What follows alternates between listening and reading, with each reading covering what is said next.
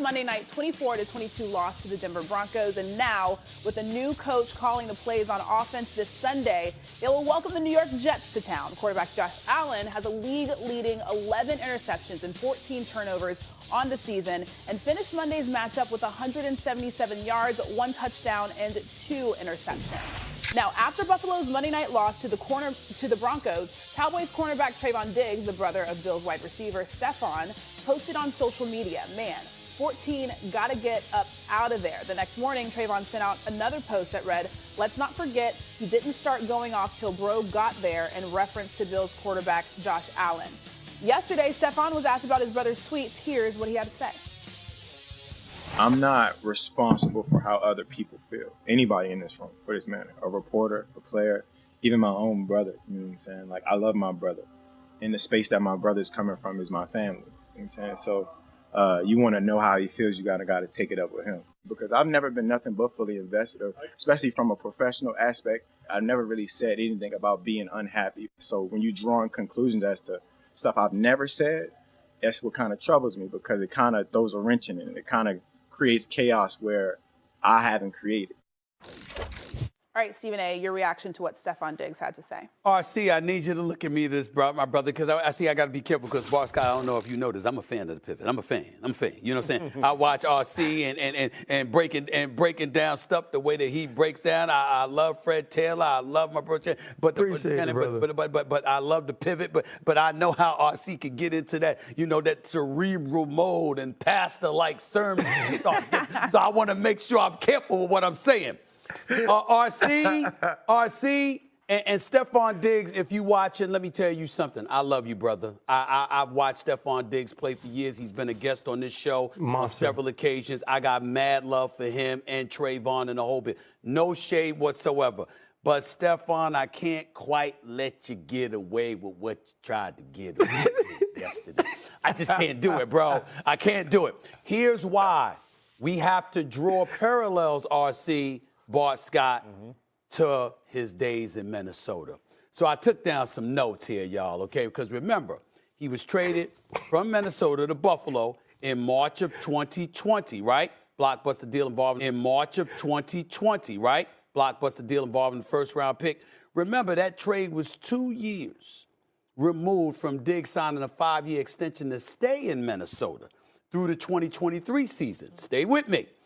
Then in April of 2022, he signs a 4 years, $96 million deal with Buffalo through the 2027 season. So the timing, see how the timing works? Now we get to this point. If you recall, RC and Bart Scott, things soured in Minnesota. Rightfully so, we favor Trayvon Diggs because they were trying to act like Adam Thielen was that dude when it was Stefon Diggs who was that dude. And Stefon Diggs had a problem. Remember that he was fined over $200,000?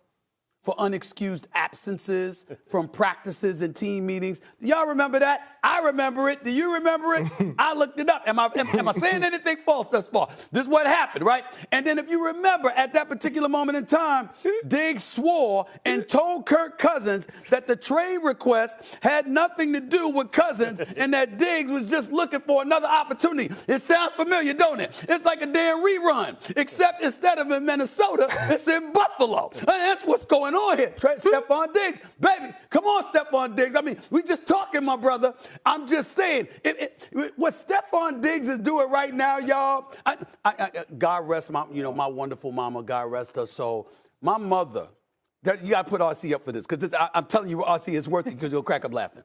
My mother was a very fair-minded West Indian woman. That wasn't about black and white, about right, wrong, right, wrong, right, wrong. She didn't give a damn who you were, right? Mm-hmm. And so she had to go and serve on a jury, right? This is a true story. My mama had to go and serve on a jury. And me and my pops looked at her, and we went like this.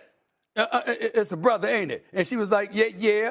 We were like this. Poor boy don't have a chance. Because we knew my mother wasn't giving no passes. She wasn't giving no passes, right? So she goes, and then she serves on jury, right? And she serves on the jury, and then I said, you put him away, didn't you? She went like this, for a long, long time. That's what she said. That's what she said. And then she started talking about the case. Yeah. And the case was the dude had robbed a deli. And the dude had walked into the deli, right? And he had on the same outfit. And then he left and came back the next day, the next 5 minutes, with the same outfit on but a mask. He's like, who you fooling? Raymond, is that you? That's Stefon Diggs. Same outfit, the same outfit, same spot. It's just in a different mask, and the mask is Buffalo instead of Minnesota. That's my story. Take it away, fellas. Take it away. I mean, take it away. I don't even know how to follow that. Yeah. I just tell you, man. But me and RC discussed this earlier, right? When we talk about nobody knows your true feelings and thoughts like your family. And, you know, Trayvon is qualified to speak on behalf of his brother, and he's speaking for him because Stefon can't say the things that he wants to say. Stefon, I believe, sees that the window in Buffalo is closing, right? No Leslie Frazier, right? No Ken Dorsey. We see that they're running out of excuses, people to blame, and this is probably going to be a bit of a mini rebuild. When you think about Poyer's, past, older. You think about, Michael Hyde. You think about Von Miller not being the player that, that he could be because of the knee injuries. And this is an opportunity at 32 years old. He signed that deal, so they really can't get rid of him because of dead cap money. So he has to convince them maybe to get rid of him because they're going to always side with the franchise quarterback over a receiver. So this is the way to get out of here, man. And I think he's trying to find his way out because he don't believe that he's that dude like he lost faith in Kirk Cousins, who people believe was solar powered. Go ahead, RC. Yeah, I don't necessarily know if this is about Josh Allen. And I can't speak to the fact that Stefon Diggs is putting his brother up to this.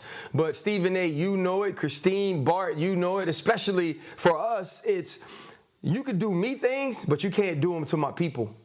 Right? Like, there are things you could say about me. There are things that I could take that I won't let you say about my brother, that I won't let you do or put my brother through. And so if he's calling me, because we know how close their relationship is, if he's calling me after the game, or if we on the group chat texting and he's like, man, like I got to get the ball. Man, I don't know if we can win. Man, they playing me over here, or this happened this day, this happened that day. What happens to Trayvon Diggs?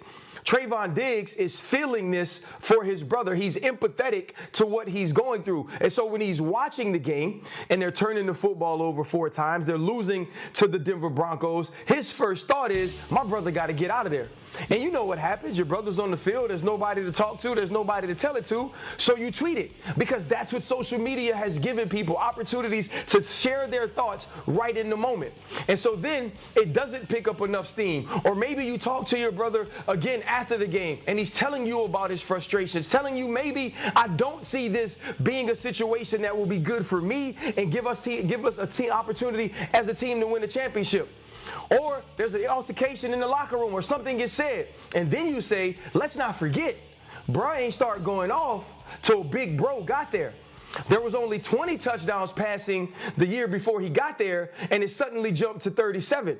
It was Josh Allen is full of potential and could possibly be to Josh Allen as an MVP candidate and the second best quarterback in the world behind Patrick Mahomes. See, those were the conversations that started because of Stefon Diggs. There's a Stefon Diggs trade rule now. And no, it's not an official trade rule. It's when A.J. Brown goes to Jalen Hurts, what do we say? Oh, he can have that Stefon Diggs effect. When Tyreek Hill goes with Tua Tagovailoa, what do we say? Oh, he can have that Stefon Diggs effect. Because now everybody's looking for that number 1 receiver to help a young quarterback become who he could potentially be.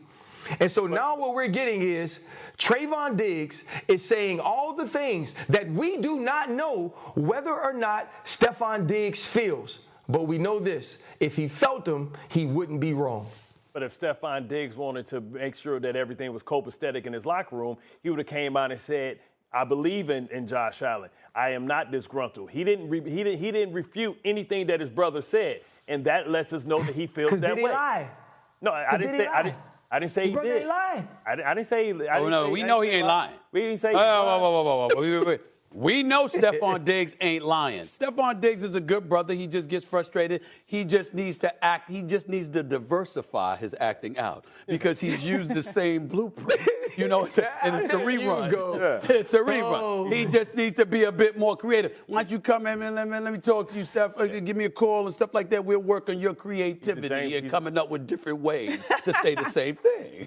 That's all. Okay.